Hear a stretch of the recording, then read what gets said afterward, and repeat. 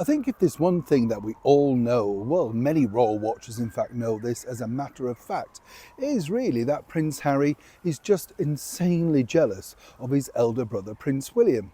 And there you have William right now out in Brazil doing his thing. And as many of you know, I'm not particularly into that side of that things, but nonetheless, he's getting a good following, he's getting positive reviews and clearly working hard at something that he very much likes. And what's interesting about this is the sort of differences between Harry and Meghan. I mean, if you remember last week, I think it was about this time last week, wasn't it, that Harry suddenly popped up on this guy's podcast and was talking, I mean, I'm not quite sure what the interview was. And this is now the problem. There's no definitive line where Harry is going because he's now making his own decisions. And as we now know, they're not necessarily the best decisions. But he popped up on this podcast and suddenly, you know, he was giving his thoughts on all sorts of things like social media, mental health, all the things we've heard before. And the problem that you've got, and this is the bigger issue really, is that when you have people like that, very rich, wealthy individuals who've had a life of privilege, it doesn't matter how much they tell you what they're suffering. The reality is normal people are suffering far worse. And, you know, they're worried about putting their heating on, whether they can afford to take a shower, if they can eat one meal a day. And suddenly you've got this person saying, I didn't really feel like I could go to work. Many people have no option, right? So to have somebody rich doing this just doesn't resonate. And this is proven in the figures, the ratings, whatever you want to call them, of the people that are now watching this sort of guff that Meghan and Harry are putting out. Because before it would have been major headline stuff, you know, Meghan's adorable shots of the two children that remain a mystery to everybody, including all members of their own families, you know, the sort of thing. But really the problem that Harry's now done is this. And apparently he warned Prince William of this, well, just ahead of his last visit here to the United Kingdom. As ever, let me explain. Hi, morning chums, nice to see you. Thank you so much for taking the time out to join me today. Welcome one and all. And you know, by the way, I'm glad you really enjoyed the video about the secret agent of Queen Mary. It's just lovely to share those sort of stories because again, you meet so many wonderful people in this job. They tell you their stories about how they got their break or a friend that they knew got their break. And when you find it with a royal related sort of topic, you know, as I often say, whether you're a fan of the royals or not, it can really sort of send your career through, you know, the skyrocket, as it were. The late and brilliant Max Bygraves told me that because once again, you know, he was really popular, but once the royal family sort of hooked into him and he was invited to Windsor and the royal variety performances, then the rest of the world thoroughly wanted to know more about Max. He was huge also in Australia. I mean, huge around the world, but particularly popular in Australia, where I know he lived for some time. Wonderful man. Sadly lost his son recently as well. You know, he was a nice chap. Yeah, absolutely. Let's get back, of course, to your royal story of the day. This, you know, as I said, really it was the firing shot a couple of months back now. You see, Meghan and Harry cannot believe that they are not wanted back. I mean, that's the real crux of the thing.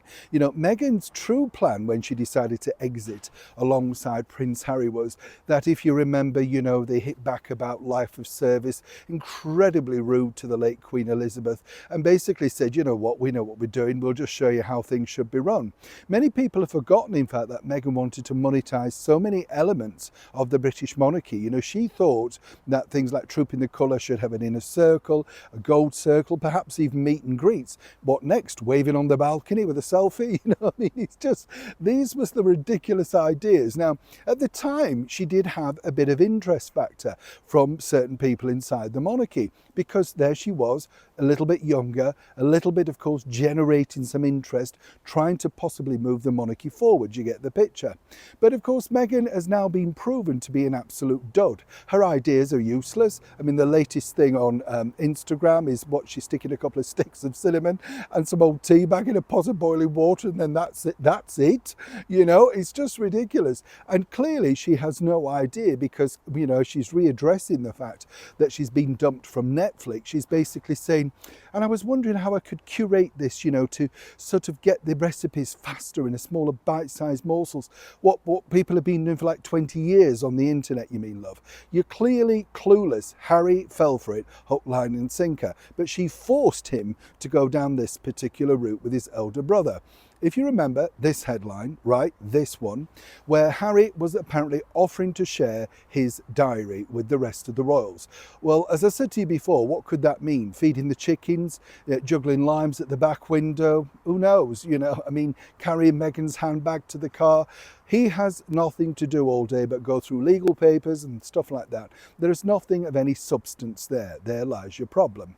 Moving forward, though, Harry has another bigger problem because obviously he thought William and indeed His Majesty the King were going to say, oh, that's a good idea because we're so frightened of your star power around the world that yet we better, we don't want to lose out because if you come back to the stage. Well, as we saw, Meghan Markle's an utter disaster. The twerking video, the Paris stuff, the endless guff on fortune, that sort of thing. It was just an absolute waste of time and they just dismissed it. Harry could not believe it, and this was one of the topics that he brought up, again I have to say allegedly, with His Majesty the King when they had that very informal meeting, albeit 50 odd minutes or something, inside of course the royal residence. You see, Harry again likes to think he's important, and what's happened here is on the same period that, of course, his elder brother is in Brazil, Harry's now decided that he's going to Toronto.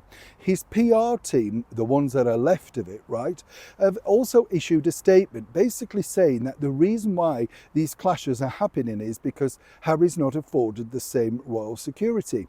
Well, he's not a working royal and it's, absolute poppycock, really. Nobody cares. And forget, that when he came over to London and he was doing the things like the Miss and Harriman photography exhibition, popping up at Wellchild, everybody knew where that event was at Wellchild. People were not interested. I'm not saying cranks are not interested, but people were not interested. You know what I mean? So there was no need really for security. He was aimlessly looking around, hoping to see a bigger crowd. There wasn't one, hence the reason they didn't want to do this. So that lie that his team are now spinning, putting out, is basically saying Harry's still as popular. Meghan is truly behind this. She believes that each time William and indeed Catherine, the Princess of Wales, she will come up with something because she believes she can divert it away. The problem that you've got now, and Harry is very aware of this, is even though he gave £1 million away at the last visit here to the United Kingdom, or pledged at least £1 million, it really, ripple, right? Just nothing really, because people just think, well, you've got it, yeah, so what? Your choice, you do it. If William does something like that, particularly the Earthshot thing, and gets behind something, it does create headlines and there's a lasting legacy there. What's interesting, as I said, when Harry decided to pledge that money to this year's Children in Need, well, again, a very dubious, in my opinion, charity. And again, I have to say allegedly, because the way they operate, bringing celebrities in, paying expenses rather than a fee, there are many machinations behind all of these things. Now, ultimately, Harry apparently is going to Toronto because he's there in a charitable endeavour, and that's very noble. But even Canada now are hitting a bit of a backlash because they don't want to see people clashing with each other. They prefer it to be straight down the line. And Harry apparently again has said this can't be, simply because it's the way that now things are operating. The true story behind this problem is the fact that Harry and Meghan watch every single thing that Catherine and William do. Every interview, every visit, from the way they get out the car, from the way that, Princess Catherine runs to meet people if they're waiting to see her. Expect Meghan to replicate that idea very soon. The problem she claims she can't do it, of course, is because of her security. That's all in her head. Like Prince Harry, there's nothing of substance. There was no reason for him to do this particular visit at this point.